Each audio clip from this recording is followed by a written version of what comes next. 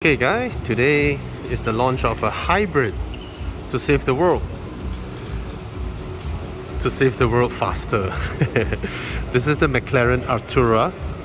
So it is a 3-liter V6 turbocharged plug-in hybrid, and you can charge the car, go around 30 km. 30 km is the official rated distance, so you can expect 20 plus.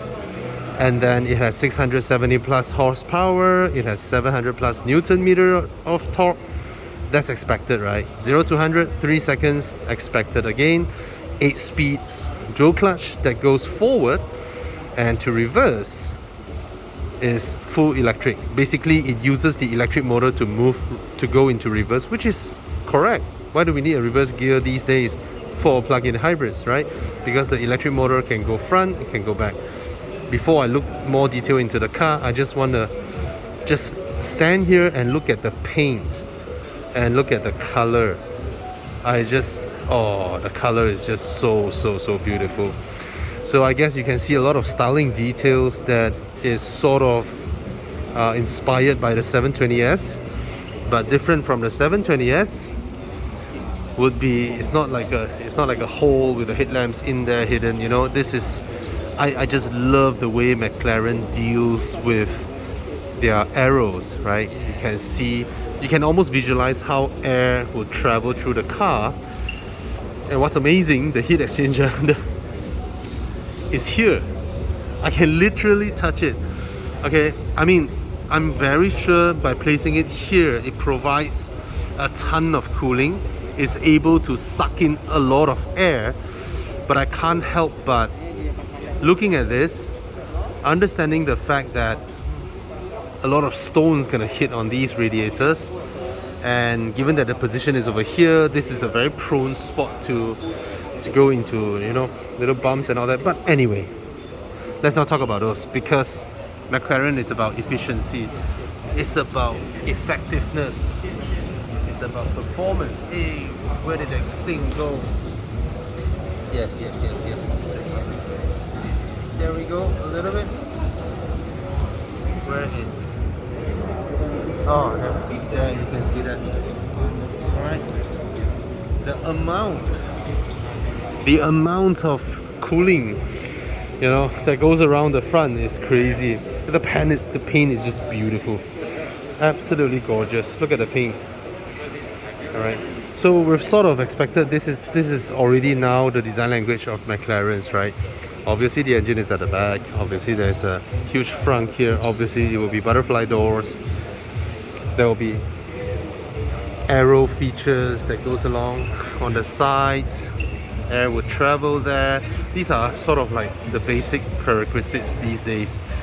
Carbon ceramics, right? The wheels are 235 35 R19, not very wide wheels. That means really good tracking and handling. The signals over here. This is the left-hand drive car. Obviously there's a camera over here, camera over there, camera over everywhere. It's a modern car, so this car has adaptive cruise control. It has, you know, speed limit detection. It has all those kind of modern features. Alright, obviously electronic door handles to open and close instead of, you know, when they first came out with the MP412C, is a touch sensitive panel, right? And then here you get the little button, right? So it's always butterfly doors. And here inside, Bowers and Wilkins. And I'm doubting myself whether this is an ambient lighting or a pin strip. It is a pin strip, alright, repeated on the seats. So it's a, you know, it's a greenish pin strip. Carbon parts over here. This is illuminated, right? Oops, sorry. Yep, this is the ambient lighting. Very nicely finished. I love touching this, very nice. Of course, it's a British car. It's a luxury supercar, so you get all these nice touch points, you know. All these are leather. So let's look at this portion. The speaker tweeters are over here. Look at the carbon sculpture of this thing. And this is, I don't know, the driving modes? I have no idea. Alright, maybe the traction control levels, you know, ESC is here. Aircon control vents, these are all finished in metal. Very nice. So this is to lift the front axle when you cross speed bumps, you know, parking ramps and all that. Lane keep assist, door lock and unlock, opening the front. This is the headlamp control. These are male parts. That's the electronic parking brake, steering adjuster. Right, look at that. Oh, the steering moves together with the console. Look at that. That is super cool. That is super cool. I like it. That's how a sports car should be, right? Carbon sculptured over here. Very nice. LCD. These are the seats. Let's come over here. There's a singular cup holder over here. A bridge structure here with a carbon. A floating screen. Can it be adjusted? Okay, no. I want to see the hinge. Alright, there's a little knob over there. Very nice. There's another cup holder here, and it says McLaren Surrey, England. Alright, and then over here we have, this is interesting, a rather narrow armrest with a compartment in there. USB-C, USB-A, two-seater, and then up here, of course, is Alcantara because it's lightweight. And then there's another mirror over here. This is pretty interesting. A very big mirror hidden inside the visors. And then there's another mirror over here. Very nice. And here we see at the back the storage for manuals. There is a little parcel shelf to put your bags. And then here we see, look at this. Alright, this is where air will travel through here, travel out here. This is what we call the flying buttress, right? And that's the Bowers and Wilkins speaker covers over there. Charger port. Okay. And then of course, that's the beautiful, I mean, they don't let you look at these engines anymore or design really good looking intake plenums anymore, because these cars are all turbocharged now, and you just look at it, it's no longer the case where the engine is a showpiece, right? But of course, McLaren being McLaren, they always have something surprising to look at. I try not to touch the paint surface, but nevertheless, they're gonna detail the car later on. Right. Look at this.